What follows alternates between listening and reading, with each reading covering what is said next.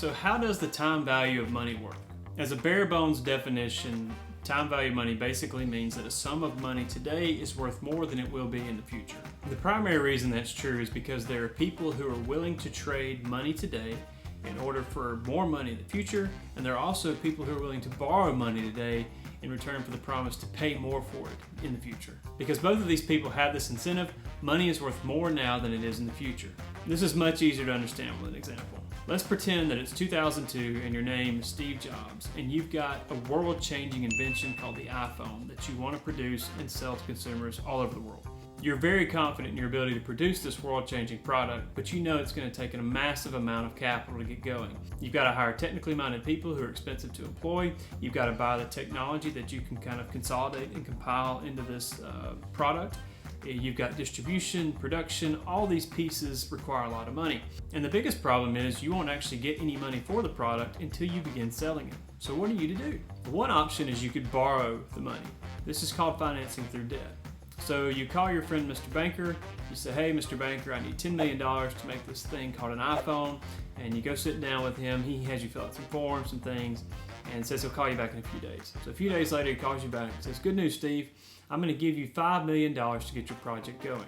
The catch is you're going to owe me 10% annually on any amount that you borrow up to that $5 million. Now that 10% is called interest, and it's typically calculated on an annual rate, although that doesn't necessarily mean it's repaid that way.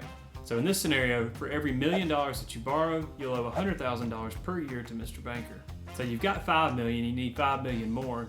So where are you going to get the extra cash? Well, you have an idea. You decide that you're going to trade shares of ownership in your company for the other $5 million. This is called financing through equity. So you host a trade show and you call in a bunch of big money investors and you show them your idea, and they think it's great, and they give you the other $5 million, which you trade for stock in the company in order to get the funds. Now they're willing to give you this money because they believe the shares of stock that they own will be more in the future once you release the iPhone than they are today. We don't call that interest, we call that capital gains. Now because they own equity, this is a much riskier stake than debt, but there's also a much greater upside if things go well with the new product. So in the end, you get your iPhone, you pay back the $5 million to Mr. Banker plus interest. Your shareholders do remarkably well in their investment because your iPhone is such a smashing success, so everybody's happy. So why do you need to know this? Well, the reason we need to understand this is because our money is constantly exposed to the corrosive nature of inflation. If you've ever had a grandparent who made remarks about what a gallon of gas cost when they were a kid, or maybe you've done that yourself, then you've seen this phenomenon at work. Now, I doubt inflation is news to any of you, but it does mean you need to take defensive measures in order to protect your money from it. And the most common way in our economy to do that is to invest it. Earlier we talked about Mr. Jobs financing through debt. This could be things like bank loans, which is what we talked about, but there's also bonds, there's treasuries that you can purchase from the US government, CDs, money markets, things like that. And there's also financing through equity, which is all based ultimately in stock ownership. There's preferred stock, common stock. You can also purchase stock as a part of a mutual fund or an ETF.